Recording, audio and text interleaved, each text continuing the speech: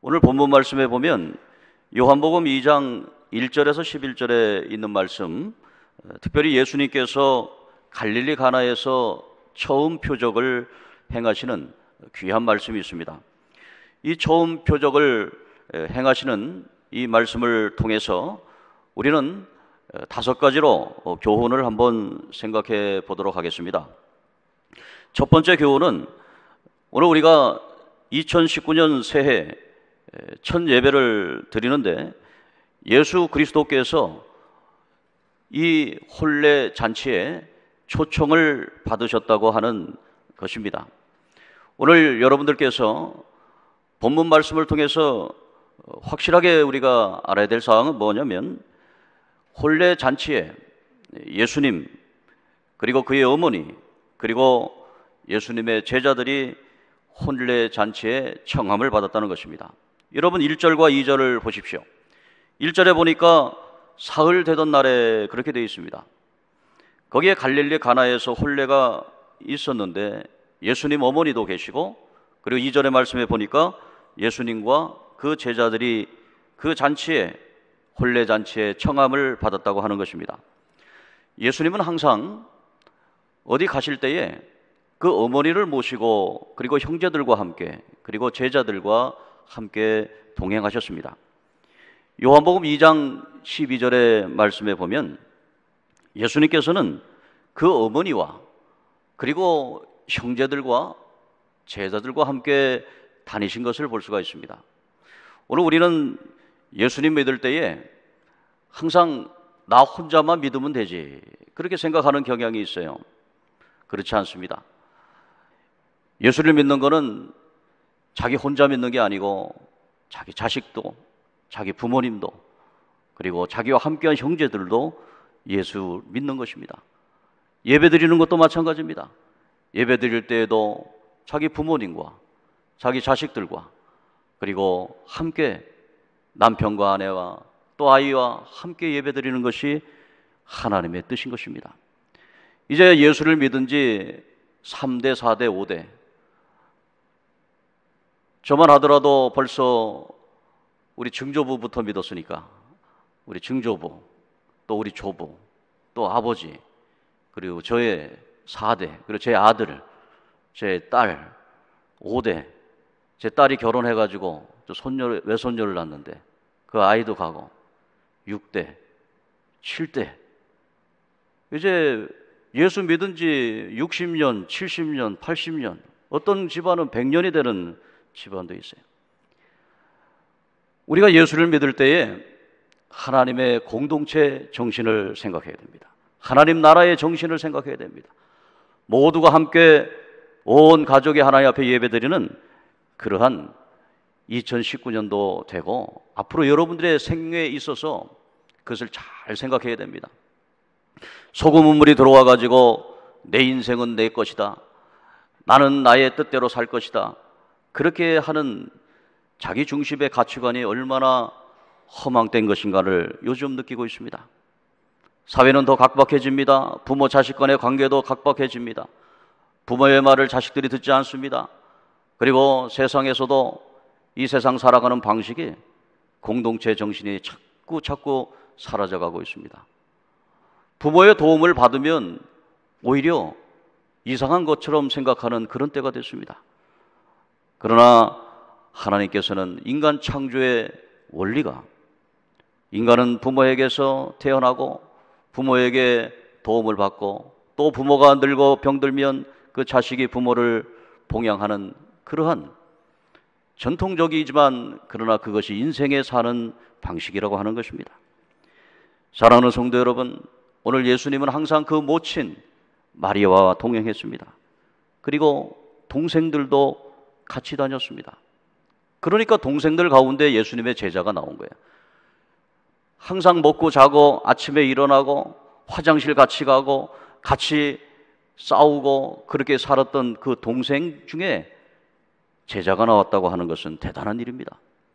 그 동생 가운데 야고보라고 하는 사람이 있는데, 그 야고보는 예루살렘 교회의 총회장, 예루살렘 공의회를 하는 의장이 되는 교회의 수장이 되었습니다. 오늘 사랑하는 성도 여러분, 가정에서 예수님처럼 어머니를 잘 모시고 형제들과 함께 다니며, 그리고 그 형제들이 예수님을 주님으로 고백할 정도로 살아가는 그러한 행복한 삶이 되어야 되는 겁니다. 오늘 우리는 2019년 맞이해서 예수님이 함께 하는 겁니다. 예수님은 여러분 가정에 함께 하는 겁니다. 우리 교회에도 함께 하는 겁니다. 오늘 지화참회 성가대 찬양을 올렸는데 거기에 예수님이 동행해야 됩니다. 예수님이 함께 해야 됩니다. 그 찬양을 들으면서 예수님의 마음을 우리가 알아야 되는 거죠. 그리고 하나님께 영광 돌리는 거죠. 오늘 예배 드릴 때도 이 자리에 예수님이 오셔야 되는 겁니다. 예수님이 없는 예배 다 쓸데없는 겁니다. 여러분, 예수님이 없는 가정 다 허망한 것입니다. 이 세상에서 예수님을 여러분 초청하시기를 주의 이름으로 축복합니다. 혼례 잔치에 초청을 해야 되는 거예요. 근데 오늘 본문 말씀에 보니까 예수님이 첫 번째 표적을 갈릴리 가나에서 행했어요. 2장 12절 이후에 보면은 거기에는 예수님이 가버나움에 잠깐 들렸다가 예루살렘 성전에 갑니다. 그러니까 요한복음 2장에는 두 가지 장소가 나오고 두 가지 사건이 나옵니다. 첫 번째 사건은 갈릴리 가나에서 나오는 가난한 동네, 산동네, 그곳에서 혼례가 일어나는데 신랑과 신부가 기쁜 얼굴로 혼례에 참여합니다. 가난하지만 마당에 멍석을 깔아놓고 거기에 떡과 포도즙을 마시면서 기쁨이 넘치는, 신랑의 부모와 신부의 부모가 서로 얼싸안고 그곳에서 찬양이 올려가고 하나님께 영광 돌리는 혼례 잔치. 유대인들은 혼례를 저녁에 합니다. 해가 떨어질 즈음에 혼례 잔치를 합니다. 얼마나 즐거운 잔치가 되는지 몰라요. 우리 교회에서 1차 성지순례, 2차 성지순례, 1차는 원로 목사님과 함께, 2차는 제가 함께 성지순례 갔는데, 성지순례 갈 때마다 들리는 곳이 바로 갈릴리 가나. 갈릴리 가나라고 하는 것은 저 나사렛이라고 하는 산동네에서 한 20리 정도 떨어진, 그러니까 우리가 여기서 보면은 한 8km 정도 떨어진 곳이에요. 8km 정도 떨어진 것이 어디입니까? 우리 이 동네에서 산 하나 넘고 관악산 넘고 또 가다 보면 흑석동이라는 데가 나요. 흑석동도 산동네잖아요. 그러니까 거기까지 가는 거예요. 뭐 차로 가면은 한 10분 15분 거리지만 걸어서 가면은 한 20리 정도니까 한 4-5시간 걸리겠죠. 나사렛이라고 하는 산동네 그 밑에 벳바게라고 하는 곳이 있어요. 거기에 베드로와 안드레의 고향입니다. 가난한 사람들이 사는 곳입니다. 안드레가 예수님을 보고 그 형 베드로를 데리고 가서 예수님의 제자를 만납니다. 예수님과 벳바게 출신인 안드레와 베드로 두 형제, 그리고 예수님의 동생들, 그리고 모친 마리아를 모시고 거기까지 4시간 5시간을 가는 거예요. 그 저녁에 해가 지을 즈음에 혼례잔치를 참여하기 위해서 언제쯤 출발했을까요? 한 점심 먹고 출발했겠죠. 점심 먹고 동생들과 함께 예수님이 어머니를 모시고 그 제자들과 산을 넘어가는 겁니다. 여기에서 관악산을 넘어서 저 올레길을 지나서 흑석동까지 가는 그 마을에 가는 거예요. 좁은 골목길을 지나고 거기에서 갔더니 거기에 신랑 신부가 있고 정말로 기쁨이, 환호가 있고 즐거움이 있고 미래가 있는 그런 곳이었습니다. 그런데 2장의 하반절에 가보면은 또 다른 예수님이 올라가시는데 거기에는 예루살렘 성전입니다. 예루살렘 성전은 부의 상징입니다. 대리석이 깔려있고 거기에 하나님께 제사 드린다고 사람들이 막 모여있는 복잡한 곳입니다. 그런데 거기 갔을 때 잘 알지 못합니다. 사람들이 서로가 서로를 알지 못합니다. 홀로 와서 하나님 앞에 예배 드린다고 왔어요. 가족도 아니고 뿔뿔이 혼자씩 와가지고 예배 드린다고 와가지고 하나님 앞에 예배 드린다고 온다는 거예요. 서로가 알지도 못합니다. 옆 사람 알지도 못합니다. 앞 사람 알지도 못합니다. 오직 아는 건 하나님한테 예배 드리는 것이 공동체가 되어야 되는 거예요. 가족이 함께 드리고 친구가 함께 오고 어려서부터 놀던 형제가 같이 오고 우리 손자 손녀 같이 오고 그렇게 하나님 앞에 예배 드려야 되는 거예요. 근데 예루살렘 성전에 가보니까 예수님과 그의 형제와 모친이 가보니까 어떻게 돼 있어요? 아주 아수라장입니다. 찬양 소리가 들리는 게 아니고 소가 음매하고 말이 막 있고 거기에 염소가 있고 막 비둘기가 막 있고. 왜? 제사 드려야 되니까 그거 잡아가지고. 사랑하는 성도 여러분, 요한복음 2장의 구조가 바로 그것입니다. 하나는 가난한 상동네에서 혼례가 일어나는 기쁨의 그런 장소, 가난하지만 함께 모여서 함께 찬양하고 함께 하나님께 영광 돌리는 그곳에 예수님이 계셨는데, 예수님을 초청해서 거기에 함께 하는데, 예루살렘 성전에는 예수님을 쫓아내고 예수 그리스도와 없는, 아무리 화려하고 아무리 좋고 아무리 그러한 하나님 앞에 제사를 드린다 해도 예수님이 없으면 소 울음소리, 양 울음소리, 염소 울음소리, 비둘기 포덕이는 그런 짐승의 우리가 되어버린다고 말한 거예요. 사랑하는 성도 여러분, 여러분 삶 속에 예수님을 초청하시기를 주의 이름으로 축복합니다. 예수님이 여러분의 삶의 주인이 되셔야 하는 거예요. 여러분, 부부가 식탁에 앉아서 식사를 할 때에도 기도하는 거예요. 기도하면 예수님이 함께 하시는 거예요. 기도하면 이제 그 가정에 아이도 태어나고, 그 가정에 자기가 어머니가 되고, 또 그 아이가 되고, 그 아이가 결혼하면 할머니가 되고, 그렇게 살아가는 거 아니에요.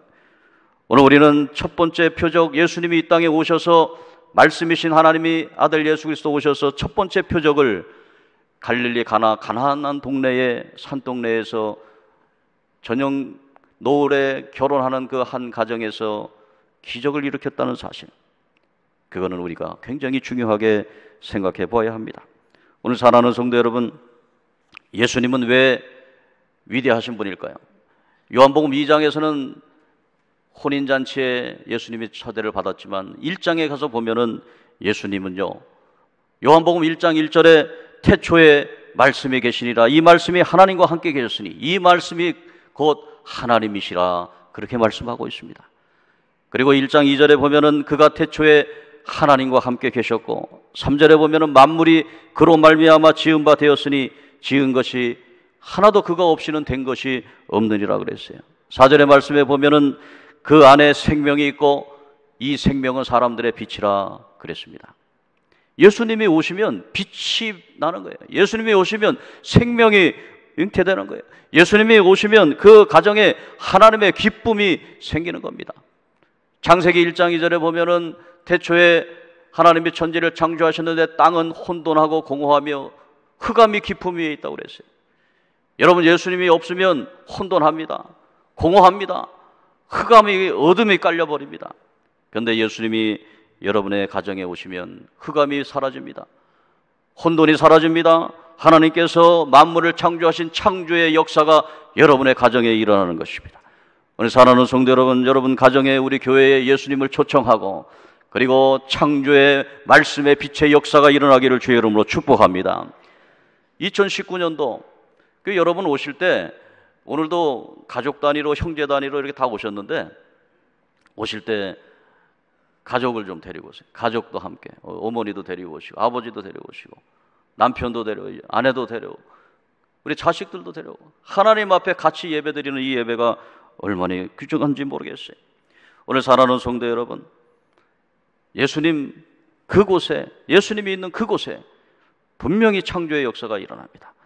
그리고 두 번째, 예수님을 초청했는데 거기에 3절의 말씀 보니까 포도주가 떨어졌어요. 가난한 동네니까 포도주가 금방 떨어지죠. 가난할수록 초청을 많이 합니다. 아는 분들, 그래도 조금이라도 와서 식사하십시오. 떡과 포도즙을 좀 드십시오. 함께 참여해 주십시오. 그렇게 해서 초청을 한 거예요. 그러니까 예수님이 계신 저 나사렛에서 그 형제들하고 제자들하고 거기까지 다 왔으니까 음식이 모자랐겠죠. 떨어져 버렸습니다. 포도주가 떨어졌습니다. 그럴 때에 마리아 어머니께서 예수님에게 요청을 하라 그럽니다. 그랬더니 예수님께서 여자여 나와 무슨 상관이 있나이까 4절에 말합니다. 어떤 사람들은 예수님 불효자 아니냐? 왜 자기 어머니한테 여자여 그러냐? 근데 이것은 번역이 조금 뉘앙스가 있는데, 말에는 여자여라고 하는 뜻이 마담이라고 하는 프랑스 말로 여사여라고 하는 높임말이에요. 그러니까 우리는 한국말로 하면은 여자여 하면 이 여자가 그렇게 하면은 좀 반말같이 보이는데 이 원래 원어는 높임말이에요. 어머니 저는 아직 때가 되지 않았습니다. 그렇게 어머니 말씀했는데, 그러나 그 어머니는 그 아들을 믿었어요. 그리고 예수님 하시는 말씀대로 그렇게 하라 했습니다. 오늘 우리는 필요할 때 예수님에게 요청해야 됩니다. 여러분, 필요한 것이 무엇입니까? 2019년도 여러분 필요한 게 뭐 있어요? 하나님 앞에, 만물의 창조주신 예수 그리스도 앞에 여러분 요청하십시오. 저는 성경 구절 가운데 가장 좋아하는 구절이 빌립보서 4장 19절에 있는 말씀입니다. 4.19 혁명, 그것도 있지만 4.19 빌립보서 4장 19절, 나의 하나님이 그리스도 예수 안에서 영광 가운데 그 풍성한 대로 너희 모든 쓸 것을 채우시리라. 여러분, 쓸 것을 채우시는 거예요. 여기에 보면은 너희 모든 쓸 것, needs라는 겁니다. needs, 우리 필요한 것. 여러분, 필요한 것을 하나님 앞에 아뢰세요. 하나님께서 저에게 복을 내려주셔야 되겠어요. 우리가 샤머니즘, 기복신앙은 나쁘지만 그러나 하나님 앞에 쓸 것을 구하는 것은 진정한 신앙입니다. 이 needs하고 want하고 틀려요. 오늘 우리는 하나님 앞에 필요를 구해야 됩니다.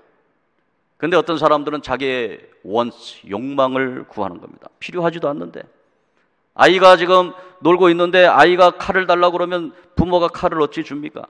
그러나 의사 선생님이 하나님 칼을 주십시오, 수술용 칼을 주십시오, 그러면 하나님께서 그 칼을 주고 생명을 살리는 일을 한다는 거예요. 오늘 우리는 우리의 욕망을 구해서는 안 되는 것입니다. 우리의 욕심을 구해서는 안 되는 것입니다. 하나님 앞에 여러분의 필요한 것을 구하십시오. 하나님, 내 자식을 공부시켜야 되는데 하나님, 내 능력으로는 힘들어요. 하나님께서 함께 주세요. 필요를 구하세요. 그러면 그 자식에게 하나님께서 장학금을 줄 수도 있고, 그 자식에게 하나님께서 함께 해줄 수도 있고, 하나님이 지인을 통해서 하나님께서 도와주실 수도 있고, 필요한 것을 구하세요.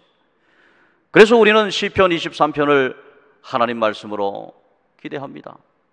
시편 23편의 말씀에 보면 여호와는 나의 목자시니 내게 부족함이 없으려다. 부족함이 없으려다는 말이 뭡니까? The Lord is my shepherd, I shall not want라고 하는 거예요. 하나님은 나의 목자시니 나의 필요를 다 채우시니까 내가 더 이상 욕심 부리지 않고 살겠습니다. 오늘 사랑하는 성도 여러분, 세상 사람들한테 나가서 구걸하지 마십시오. 자기의 필요를 세상 사람들에게 구하면 거지가 되는 것입니다. 그러나 여러분, 하나님 앞에 나와서 하나님께 구하십시오. 하나님께 구하면 여러분, 하나님이 기뻐하시고 여러분들의 소원의 기도의 제목을 들어주신다는 것입니다. 예수님이 만물의 창조자이시기 때문에 하나님 앞에 나와서 예수의 이름으로 구하시면 2019년도 하나님이 여러분들의 소원의 제목, 필요한 것을 다 들어 응답해 주시기를 주의 이름으로 축복합니다. 세 번째로 우리가 살펴볼 것은, 세 번째로 5절에서 8절에 있는 말씀인데, 예수님 명령대로 순종할 때 하나님의 역사가 일어나는 것입니다. 거기에 보면은 정결례하는 6 항아리가 있었습니다. 정결례식, 이거 다른 항아리가 아니고 정결례식입니다. 집집마다 항아리를, 큰 항아리, 우리 몸만한 항아리를, 물 2-3통 들어가는 항아리, 그게 정결례식, 깨끗한 물입니다. 밥해 먹는 물도 아니고 화장실에 쓰는 물도 아니고 다른 물도 아니에요. 그 물은 오직 우리를 정결케 하는 물이에요. 이 물은 하나님의 예물입니다. 여러분, 이 6통 되는 그 돌 항아리에 아구까지 채워라. 그러면 하나님의 기적의 역사가 일어난다는 거예요. 여러분 무엇입니까? 그래서 저는 목회를 하면서 이 말씀에 많은 은혜를 받았어요. 그래서 적어도 하나님 앞에 드리는 그런 귀한 예물을 우리가 정성껏 드려야 되겠다. 그래서 하나님 앞에 신명기 6장 5절의 말씀에 보면은 너는 마음을 다하고 뜻을 다하고 힘을 다하여 내 하나님 여호와를 사랑하라 그랬어요. 물질이 있는 곳에 마음도 있다고 그랬어요. 하나님 앞에 우리가 드릴 때 정말로 정성껏 드려야 돼요. 제사 드릴 때 우리 6 종류의 제사가 있는데요. 번제가 있어요. 다 불살라. 자기 죄를 용서하는 속죄제가 있어요. 자기 실수를 용서하는 속건제가 있어야 그리고 화목제가 있어요. 소제의 제사가 있어요. 곡식을 가루를 해서 화제, 불로 살르는 화제가 있어요. 하나님 앞에 드리는 제사의 종류가 다 다양합니다. 그런데 하나님께서는 우리에게 제물을 바칠 때에 제사장이나 왕이나 그런 사람들은 황소나 암소를 막 드리라는 큰 거는. 그리고 평민들은 염소, 더 힘들면 비둘기 2마리, 더 힘들면 에바, 고운 곡식 가루를 찌은 거를 드리라는 거예요. 그러니까 하나님 앞에 드리는 제물의 양은 다양할 수 있습니다. 여러분의 경제 활동 범위 내에서 여러분이 하나님 앞에 드릴 수 있는 것을 정성껏 구별해서 드리는 것입니다. 오늘 이것이 하나님 앞에서 하나님께서 물로 포도주를 변하게 할 수 있는 위대한 하나님의 말씀인 거예요. 저는 그래서 오늘 이 말씀을 준비하면서 여러분 가정마다 성별할 필요가 있어요. 성별. 물도 밥하는 물, 화장실에 쓰는 물, 그리고 정결케 하는 물이 있어요. 따로 있어요. 물도. 근데 사람들은, 세상 사람들이 볼 때는 왜 물은 다 같은 물이지 뭐 그런 물이 있어. 그렇지 않습니다. 하나님께 구별된 물이 있어요. 돈도 마찬가지입니다. 여러분의 경제 활동도 마찬가지입니다. 열심히 경제 활동하십시오. 그런데 그 가운데 하나님께 드리는 게 따로 있는 거예요. 하나님께 드리는 정결한 거긴 정결한 거. 오늘 사랑하는 성도 여러분, 그것을 성별시키고 하나님 앞에 드리면, 그러면 하나님이 축복해 주시는데요. 9절 10절의 말씀을 여러분 보십시오. 9절 말씀에 보면은 사람들이 놀랍니다. 이전 것보다 이제 더 좋은 것이 나왔구나. 여러분 2018년도에 받았던 그것보다 더 좋은 하나님의 축복이 여러분들을 기다리고 있는 거예요. 여러분들 이 하나님의 축복의 통로가 돼야 되는 겁니다. 그런데 언제 물이 포도주로 바뀌었을까요? 언제 물이 포도주로 바뀌었을까요? 저는 이 말씀을 깊이 묵상하면서 그것은 물을 떠가지고 갖다 줄 때, 그때 물이 포도주로 변하는 역사가 일어난다. 다시 말해서 여러분들 하나님께 드려진 그것이 하나님께 영광되는 그러한 물질로 사용될 때 물이 포도주로 변하는 하나님의 역사가 일어나는. 주라 그리하면 누르고 흔들어 넘치도록 너희에게 안겨주리라 말씀했어요. 사랑하는 성도 여러분, 실천하십시오. 실천할 때 오병이어의 기적이 어떻게 일어났습니까? 예수님이 하늘을 보러 축사하시고 떼어서 나눠줄 때에 5,000명을 먹이고 12광지로 남았어요. 여러분 실천하십시오. 여러분 말씀을 듣고 여러분의 가정에 예수님을 초청하시고 밥 먹을 때도 초청하시고 함께 일할 때도 초청하시고 만물을 창조하신 창조주 예수 그리스도께서 여러분과 함께해서 여러분의 2019년도에 하나님이 복을 내려주실 텐데 그 일을 여러분의 가정에서 여러분의 형제들 그리고 여러분의 부모님 함께하면서 기도하고 나가면, 그리고 실천하면, 하나님 앞에 성별하고 하나님 앞에 우리의 몸을 드리고 시간을 드리고 우리의 물질을 드리고 우리의 것을 성별하면 하나님이 우리에게 이전보다 더 큰 축복으로 함께해 준다고 하는 것입니다. 그리고 맨 마지막에 여러분 기억해야 될 게 있습니다. 마지막 절 11절의 말씀입니다. 11절의 말씀 우리가 특별히 기억해야 됩니다. 이 모든 일을 무엇을 위해서 갈릴리 가나에서 처음 표적을 행했는데 그 목적은 예수의 영광을 위해서다. 제자들이 믿었다. 오늘 이 일을 통해서 예수님의 영광이 더 높아지고 예수 그리스도의 몸인 주님 앞에 제일교회가 영광이 더 높아지고, 그리고 제자들이 믿은 것처럼 믿는 자의 수가 많아지고 부흥의 역사가 2019년 일어나기를 주의 이름으로 축복합니다.